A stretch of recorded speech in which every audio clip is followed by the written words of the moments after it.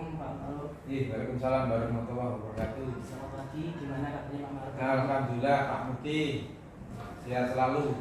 Amin. Baik Bapak, sebelumnya saya ingin minta waktu Bapak sebentar. Ini saya akan melaksanakan wawancara terkait dilema etika dan rujukan moral. Yaitu saya selaku calon guru penggerak angkatan 10. Saya saat ini sudah menempuh di modul 3.1, di mana dalam tugas itu saya harus mewawancarai 3 kepala sekolah. Salah satunya kepala sekolah dalam misalnya saya itu Pak Ma'ruf. Baik Bapak, izin menyampaikan beberapa pertanyaan terkait dilema etika atau rujukan moral yang terjadi di sekolah kita ini, SMA Negeri 2 Bojonegoro. Baik Pak, untuk pertanyaan pertama, selama ini bagaimana Bapak mengidentifikasi kasus-kasus yang merupakan dilema etika atau rujukan moral?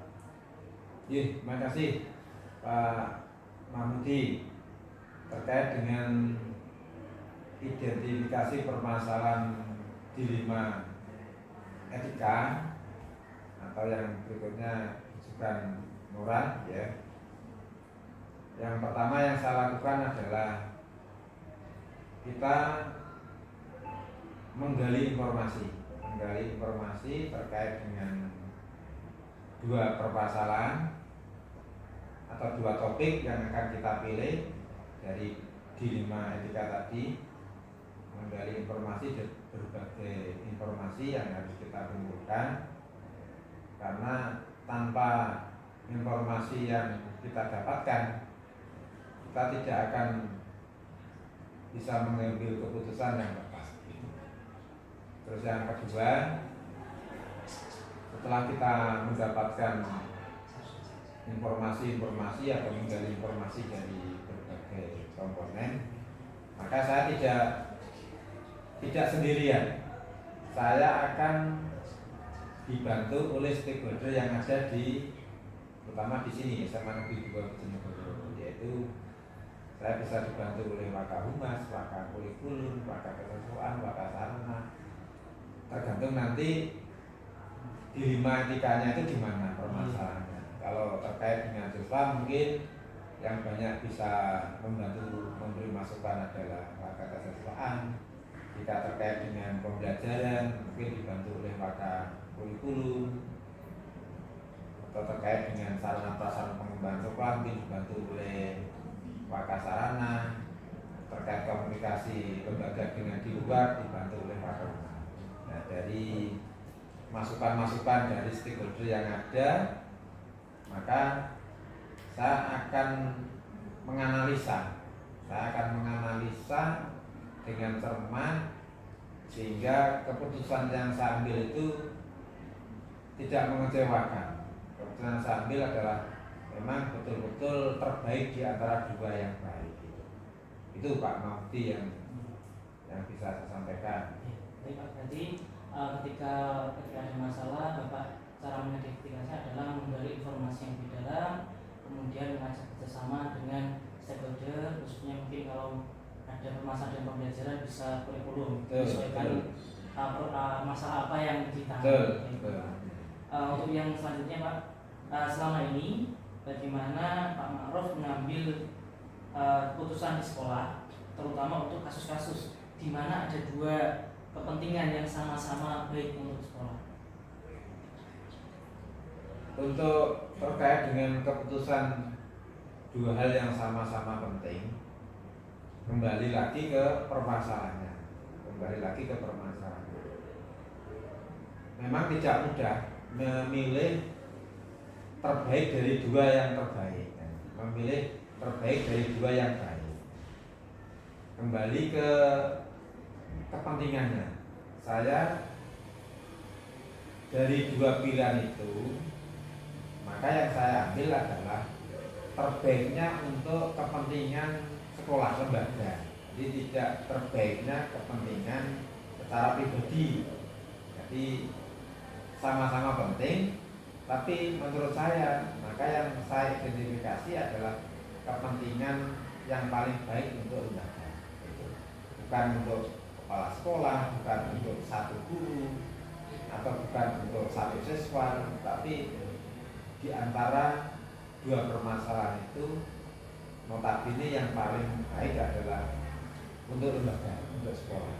Itu kata kuncinya di situ. Kata kuncinya adalah permasalahan yang terkait dengan pribadi atau permasalahan demi kepentingan lembaga, maka saya akan memilih yang demi kepentingan lembaga.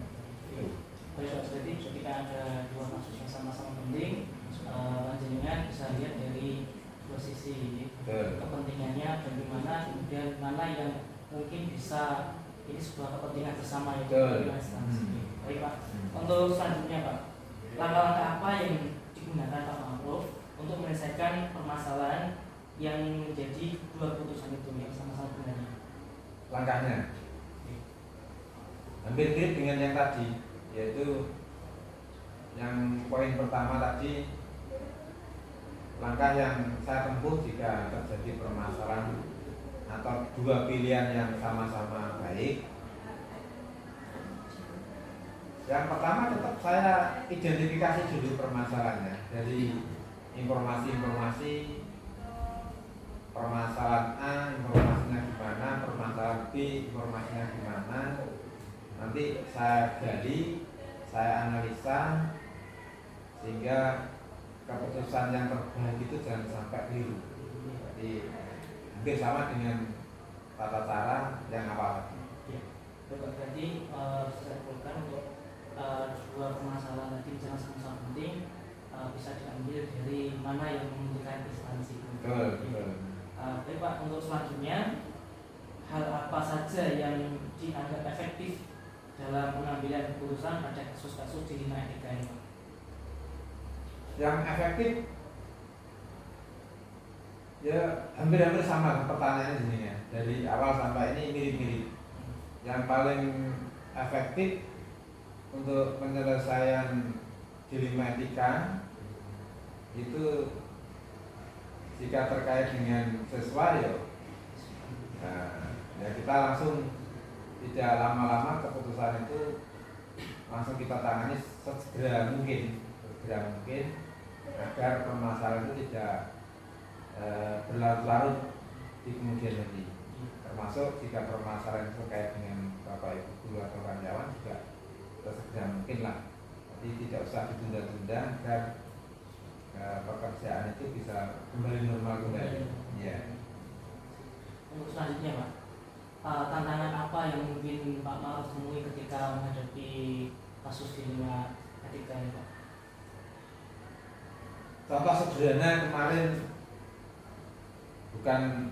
bukan kasus ya, hanya pilihan terkait dengan mobil sekolah. Nah, mobil sekolah contoh sederhana itu ada salah satu keluarga besar kita punya hajat secara pribadi mau pindah mobil, saya izini pada hari yang sama sekolah punya hajat yang sama untuk kepentingan sekolah, maka antara dua ini kan ini ya anak buah mau hendak tak pinjami ini mobil kelihatan tidak terpakai, tapi di kemudian hari pada hari yang sama mobil itu untuk dinas sekolah.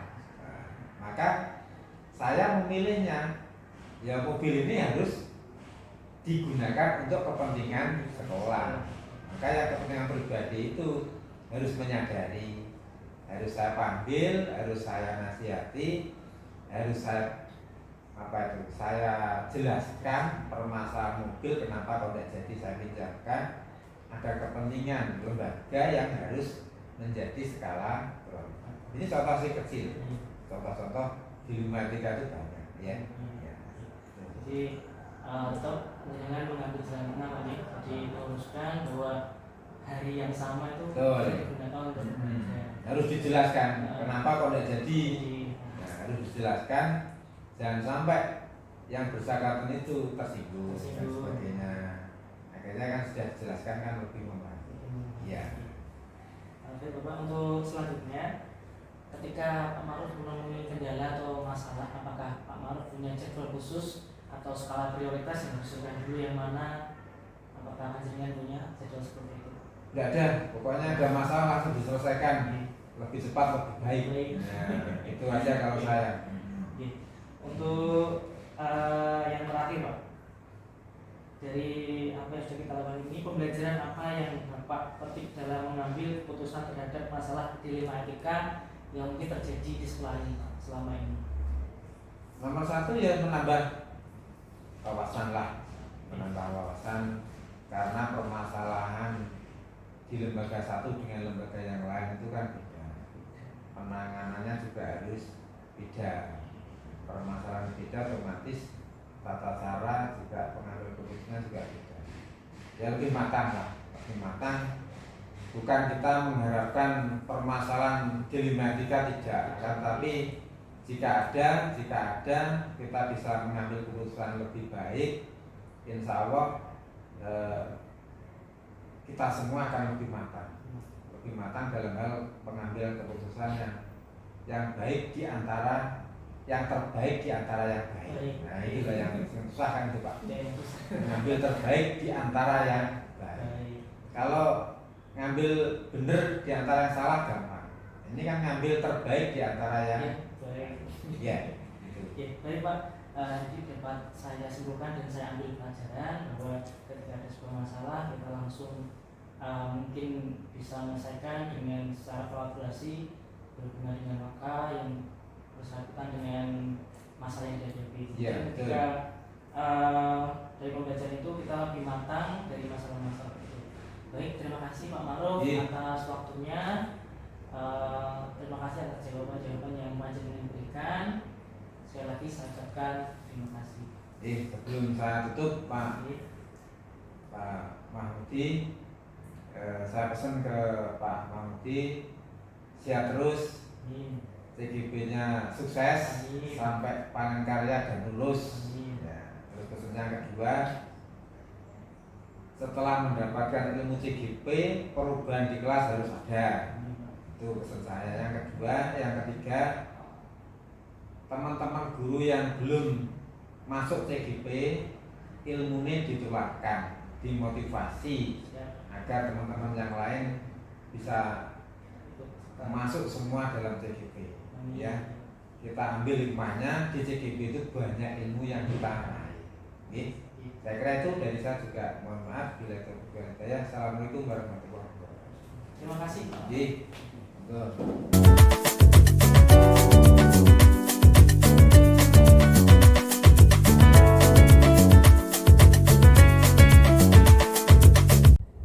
Assalamualaikum Pak Munir. Waalaikumsalam warahmatullahi wabarakatuh. Selamat pagi Pak. Selamat pagi. Bagaimana kabarnya hari ini? Alhamdulillah baik-baik. Di sini perkenalkan terlebih dahulu Pak. Saya Diana Utama, guru SMA Negeri Bojonegoro, dan saya juga calon guru penggerak angkatan 10. Pada kesempatan kali ini saya akan mewawancarai Pak Munir selaku Kepala SMP Negeri 1 Bojonegoro terkait prinsip-prinsip pengambilan keputusan, di mana di dalam kasus ini adalah untuk permasalahan dilema etika dan rujukan moral. Pak Budi. Iya Pak. Pak Budi. Baik Pak. Dalam di SMP 1 Negeri 1 Bojonegoro ini sudah berapa lama Pak Munir? Saya di sini kurang lebih hampir 3 tahun. Baik Pak, dalam kesempatan ini di modul 3.1 ini kami guru penggerak akan mewawancarai beberapa stakeholder, kepala sekolah khususnya dari instansi kami sendiri dan dari instansi luar. Untuk selanjutnya saya akan memberikan beberapa pertanyaan Pak, mungkin dengan bisa menjawabnya. Baik, untuk pertama, selama ini bagaimana Pak Munir mengidentifikasi kasus-kasus yang merupakan dilema etika atau rujukan moral? Di SMP 1 yang notabene sekolah besar nih Pak Budi ya. Kita punya PTK kurang lebih ada 63. Kalau yang PTK-nya ada 11, jadi hampir lebih dari 75 dengan kondisi murid yang 957 anak. Tentunya banyak pagi hari itu, maka di kami itu tim manajemen terutama memang untuk kasus-kasus yang terjadi biasanya kita pilah-pilah. Artinya kasus ini harus ada datanya dulu, baik data kita klarifikasi di lapangan, kita cross check dengan yang lain, sehingga nanti di dalam mengambil keputusan ini antara benar dengan benar atau hanya bujukan moral itu perlu kami pertimbangkan. Sebab nanti akan mempengaruhi kinerja di organisasi yang sebesar. Jadi data itu nanti dari wali kelas kemudian ke kita dari penjara tinggi, kalau tidak selesai ketika wakil kepala sekolah dari keputusan terhadap kepala sekolah. Berarti ketika ada sebuah kasus, panjenengan lebih gali dulu informasi yang mendalam, terus mengajak berkolaborasi dari tingkat bawah, dari wali kelas. Ketika mungkin masalah itu bisa dilanjutkan atau belum selesai, bisa diingatkan ke wakil ketua. Karena nanti gini, info datanya dari pihak-pihak yang bermasalah. Sebetulnya kalau orang tua ya ada lebih. Untuk selanjutnya, selama ini bagaimana Pak Munir mengambil sebuah keputusan di sekolah, terutama untuk kasus di mana ada dua kepentingan yang mungkin sama-sama benar dan baik untuk sekolah. Ini jadi tadi seperti saya sampaikan di awal, jadi kasus-kasus ini nanti kita lihat dulu dari data awalnya. Misalnya dua orang yang bermasalah, maka dua orang tuanya kita panggil, atau lebih lagi nanti anaknya kita panggil dengan seperti segitiga masih belum yang itu kita coba bagaimana memutuskan masalah ini dari data-data yang ada. Jangan sampai nanti antara salah, antara benar dan benar ini, jangan sampai nanti salah satu yang diuntungkan atau satunya yang dirugikan. Tapi benar-benar bahwa keputusan ini nanti akan diambil keputusan yang terbaik, tentunya melalui atau yang terpenting adalah organisasi itu. Selama ini dalam pengambilan keputusan, mungkin Pak Munir punya langkah-langkah apa yang bisa Pak Munir lakukan dalam menyikapi permasalahan tersebut? Yang tadi kita tetap berprinsip pada penanganan kasus, kembali kepada ya kita tidak memihak pada salah satu, tapi kepada semua. Dan kita baik data yang ada di lapangan. Nah, yang kita ambil adalah keputusan yang terbaik. Artinya keputusan ini tidak merugikan satu yang lain. Tapi yang kedua itu juga kita berdasarkan kesepakatan yang sudah kita bikin. Nanti yang kita muncul ada kesepakatan sekolah yang mana kesepakatan ini kan sudah dimunculkan bukan dari Bapak Ibu guru, tapi dari anak-anak sendiri. Sehingga saat keputusan ini diambil, maka itu adalah konsekuensi. Berarti misalkan ketika ada kasus yang mungkin sama-sama benarnya, pada lain kita lihat dulu mana yang paling benar dan paling tidak merugikan organisasi, itu juga tidak merugikan pada yang bersangkutan. Dasarnya adalah dari tadi kesepakatan. Dan keputusan yang kita ambil itu tentunya sudah matang, sudah dimulai dari tingkat kelas, BK, manajemen sekolah, dan terakhir pada kepala sekolah. Jadi ada step by step yang harus dilewati. Baik Pak, dari apa yang sudah panjenengan paparkan, mungkin di situ ada sebuah tantangan Pak. Tantangan apa yang selama ini Pak Munir temukan dalam sebuah kasus? Mungkin ada contoh kasus kecil apa gitu, tantangannya bagaimana? Biasanya tantangan itu datanya mungkin dari bisa dua hal, dari wali murid yang paling banyak. Jadi ada beberapa kasus wali murid itu yang tetap berpegang teguh bahwa apa yang dia lakukan itu benar. Contoh misalnya, saya pernah mengalami bahwa anak ini mengalami keterlambatan dalam segi sosial, keterlambatan yang sekian, sehingga di dalam belajarnya nah, ada kesepakatan jika kriteria kenaikan kelas, kriteria lulusan. Namun rupanya orang tua ini kan tidak mau tahu. Yang penting satu hal bahwa anaknya nanti tinggal kelas ataupun tidak tinggal kelas, mau nggak mau dia harus di sini. Ini kan tantangan yang harus saya hadapi. Dan ini tentunya saya sebagai kepala sekolah mengambil keputusannya dan kembali ke yang paling basic, bahwa pendidikan itulah dasar mereka. Baik Pak. Jadi tetap kita harus di sisi lain kita sebagai instansi harus menjadi instansi, tapi di sisi lain juga kita ada hak anak di situ untuk belajar. Ya, baik Pak. Selanjutnya Pak, ketika Pak Munir dalam menyelesaikan masalah mungkin berkolaborasi dengan PTK di SMP Negeri Goro, mungkin apakah Pak Munir ada jadwal khusus untuk merancang sebuah kegiatan untuk masalah ini saya selesaikan sebuah jadwal itu Pak untuk menyelesaikan sebuah masalah?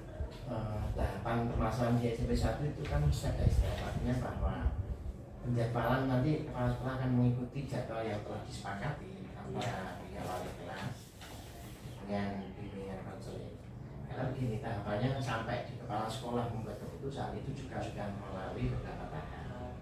Ya, dari tahap misalnya wali kelas dengan BK dengan wali murid selesai sudah, maka tanpa saya memberikan keputusan atau saya harus menjadwal kayak gitu. Kalau kita satu enggak, tahap kedua, dan selesai lagi tahap ketiga itu dengan wakaf.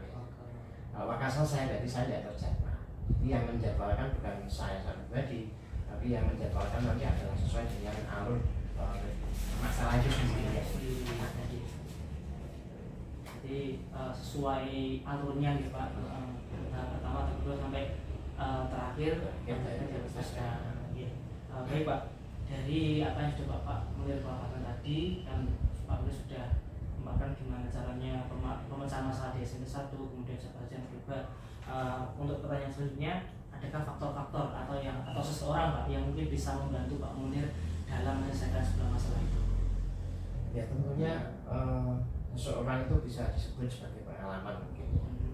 Karena untuk mengambil suatu keputusan itu tentunya harus mengalami pengalaman yang di lapangan. Kalau secara teoritis mungkin pengalaman itu mungkin dari beberapa teman atau dari saya sendiri. Kebetulan saya kan sebelum kepala sekolah juga di suatu daerah yang banyak konflik, sehingga mungkin keputusan di sini saya lebih cenderung pengalaman. Kalau toh mungkin boleh seorang yang biasanya yang saya ajak diskusi itu beberapa kepala sekolah yang selevel ataupun di atas level saya, misalnya di SMA 1, saya SMA 4, yang SMA T, atau tokoh senior kepala sekolah sebelum saya. Baik Pak, berarti bisa saya simpulkan seseorang di sini menurut Pak Munir adalah bisa juga pengalaman Pak. Jadi pengalaman itu ya sangat besar sekali. Baik Pak, untuk pertanyaan terakhir Bapak, dari apa yang sudah Pak Munir lakukan tadi ceritakan ke saya, pembelajaran apa yang bisa Bapak petik untuk mengambil keputusan terhadap masalah dilema etika Pak? Berarti untuk di dilema etika ini kita harus berhati-hati. Jadi jangan sampai nanti kita salah membuat keputusan. Harus banyak faktor yang harus kita lihat. Jadi masalahnya di mana, lalu fakta-fakta yang terjadi bagaimana, terus keputusan itu nanti apakah bisa panjang atau pendek, antara disukai atau yang mengasihi, itu kan juga harus menjadi pertimbangannya. Jangan sampai di keputusan itu justru membuat problem yang besar lagi. Jadi saya simpulkan dari apa yang sudah panjenengan lakukan, nantinya sudah mungkin bagaimana jangka pendeknya, bagaimana jangka panjangnya, bagaimana terhadap keputusan yang sudah diambil. Baik Pak, terima kasih. Itu adalah pertanyaan dari saya. Terima kasih atas waktunya. Maaf telah mengganggu dinas panjenengan. Sekian dari saya. Assalamualaikum warahmatullahi wabarakatuh. Waalaikumsalam. Terima kasih Pak.